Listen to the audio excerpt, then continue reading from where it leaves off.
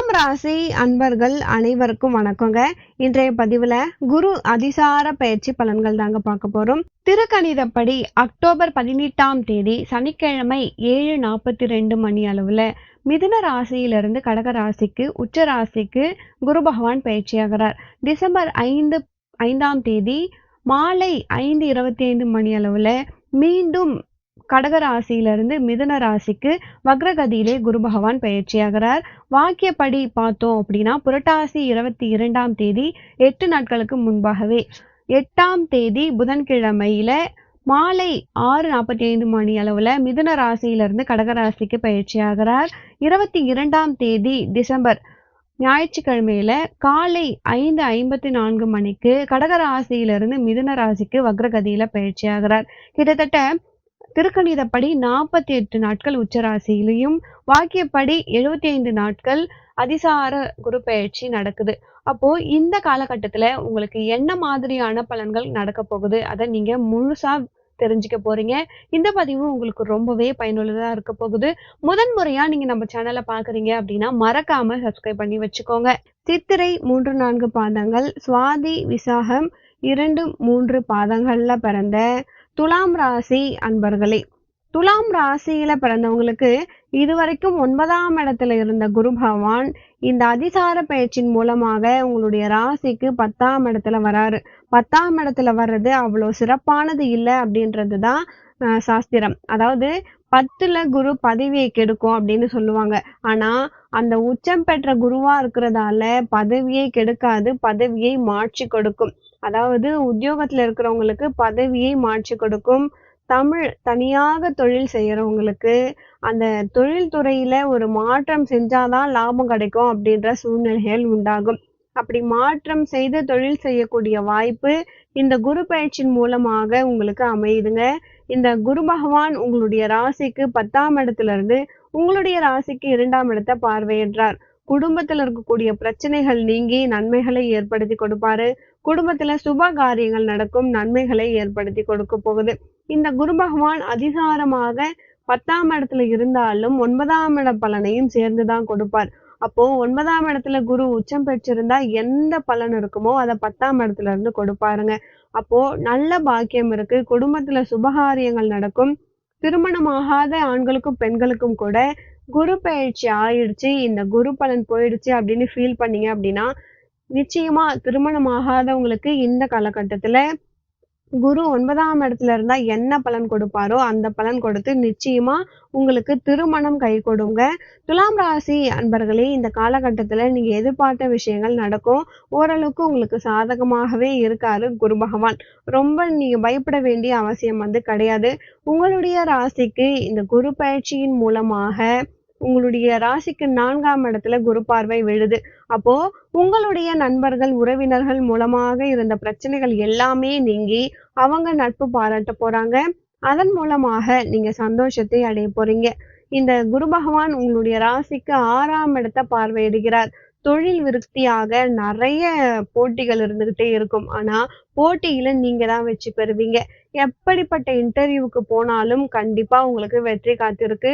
ஏன்னா ஏற்கனவே 6ஆம் இடத்துல சனி பகவான் இருக்கிறது தொழில் துறையில உங்களுக்கு வெற்றி கிடைக்கும், நீங்க முழுமையா எதிர்பார்க்கலாம். குழந்தைகள் படிப்பு விஷயமாகவும் தொழில் விஷயமாகவும் உங்களை பிரிஞ்சிருக்கலாம். பிரிஞ்சிருந்தாலுமே அவங்க உங்களுக்கு அனுகூலமாகவே செயல்பட போறாங்க. 6ஆம் இடத்திலே சனி பகவான் இருக்கிறது லட்சுமிகரம் அப்படின்னு சொல்லுவாங்க. ஆகவே பழைய பாக்கிகள் எல்லாமே உங்களுக்கு வசூலாகும். அதை வைத்து தொழில் துறையில புதிய முயற்சிகள் நீங்க எடுக்கலாம். அனைத்து முயற்சியிலும் நீங்க வெற்றி பெறுவீங்க. ஏற்கனவே உங்களுக்கு 6ஆம் இடத்துல சனி பகவானுக்கு இப்ப குருவினுடைய பார்வையும் சேர்ந்து இருக்கு. அப்போ இது வரைக்கும் உங்களுக்கு வராத பணம் இனிமேல் வரும். பூர்வ புண்ணிய சொத்துக்கள்ல இருந்த வில்லங்கங்கள் இனிமேல் தீர்வதற்கான வாய்ப்புகள் இருக்கு. பூர்வ புண்ணிய சொத்துக்கள் விரைவில் உங்க கைக்கு வந்து சேரும். அதன் மூலமாக நீங்க சந்தோஷத்தை அடைய போறீங்க அப்படின்றது உறுதி. அடுத்தது உங்களுடைய ராசிக்கு லாபஸ்தானத்துல கேது பகவான் இருக்கிறது உங்க வீட்டுல இருக்கக்கூடிய தாத்தா பாட்டியின் அனுகூலம் உங்களுக்கு முழுமையா கிடைக்கும். அதன் மூலமாக உங்களுக்கு சந்தோஷமும் கிடைக்கும். 5ஆம் இடத்துல ராகு பகவான் இருக்கிறது உங்களுக்கும் உங்களுடைய குழந்தைகளுக்கும் சிறு சிறு கருத்து வேறுபாடுகளை ஏற்படுத்தும். இருந்தாலுமே விட்டு கொடுத்து பேசுனீங்கன்னா பிரச்சனைகள் தீர்ந்துடும். குழந்தைங்களை கண்டிக்கிறத இந்த துலாம் ராசியில பிறந்தவங்க முற்றிலுமா தவிர்த்து விடுவது நல்லது.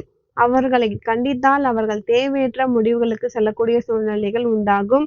6ஆம் இடத்துல சனி பகவான் இருக்கின்ற காரணத்தால தொழில் துறையில லாபம் கிடைக்கும். ஆனா குழந்தைகள் விஷயத்துல உங்களுக்கு சாதகமா இல்ல. குழந்தைகளுக்கு பரீட்சை சமயத்துல வெளியிடங்களுக்கு சாப்பிடுறத அனுமதிக்க வேண்டாங்க. உங்களுடைய வீட்ல நீங்க சமைச்சு குடுத்தாலே போதும். வெளியில் தேவையில்லாத உணவுகள வாங்கி கொடுத்தா குழந்தைகளுக்கு வயிற்றில் உபாதைகள் அல்லது அதன் மூலமாக பரீட்சையில மார்க் குறைவதற்கான வாய்ப்புகள், தேர்வுல மார்க்குகள் குறைந்து சிரமப்படுறதுக்கான வாய்ப்புகள் அதிகமாகவே இருக்குது.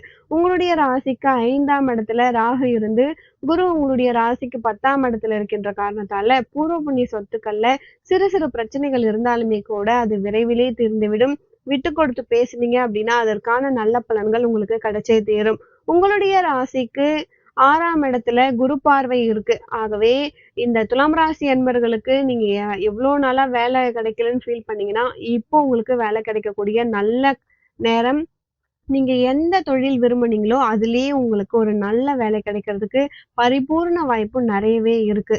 உங்களுடைய ராசிக்கு லாபஸ்தானத்துல கேது பகவான் இருக்கிறதால, உங்களுக்கு முதல்லயே சொன்ன மாதிரி சான்றோர்களின் அனுகூலமும் இருக்கு. முன்னோர்களின் சொத்துக்களும் உங்களுக்கு கிடைக்கும். சனி பகவான பொறுத்தவரைக்கும் உங்களுடைய ராசிக்கு 8ஆம் இடத்த பார்வையிடுகிறார்.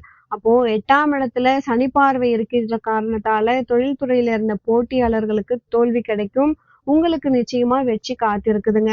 12ஆம் இடத்துல சனி பார்வை இருக்கு. உங்களுடைய கண்களோ அல்லது பற்கள்லயோ ஏதாவது பிரச்சனைகள் இருந்துச்சு அப்படின்னா, அதை சீர் செய்வதற்கு இந்த 48 நாட்கள் உங்களுக்கு நன்றாகவே இருக்கு. இந்த ஐப்பசி மாதம், கார்த்திகை மாதமும் இந்த உறுப்புகளை சீர் செய்யறதுக்கான வாய்ப்பு இருக்கு. பற்களோ, கண்களிலோ நோய் இருந்துச்சா, அத நீங்க சரி பண்ணிக்கலாங்க. அடுத்தது பார்த்தீங்க அப்படின்னா, உங்களுடைய ராசிக்கு 3ஆம் இடத்துல சனி பார்வை இருக்கு. ஆகவே இளைய சகோதரர்களுக்கு இருந்த உடல் உபாதைகள் நீங்கிறதுக்கான வாய்ப்புகள் சாதகமா இருக்கு. மேலும் ராகு பகவான் உங்களுடைய ராசியை பார்க்கின்ற காரணத்தால, சரியான நேரத்துல தூக்கம் வராம இருப்பீங்க. வேலை பளு அதிகமா இருக்க மாரி இருக்கும். மேலும் 10ஆம் இடத்துல வருகின்ற குரு வயிறு உப்சம் காரணமாக வயிற்றுல சிறு சிறு பிரச்சனைகளை ஏற்படுத்தி கொடுப்பாரு. ஆகவே காரமான பொருட்களையும், அஜீரணம் ஏற்படுத்தக்கூடிய பொருட்களையும் சாப்பிடாமல் நீங்க தவிர்த்து விடுவது ரொம்ப ரொம்ப நல்லது. முக்கியமா இரவு நேரத்தில் அதிகமாக உணவருந்துவதை தவிர்த்து விடுவது ரொம்ப ரொம்ப நல்லது.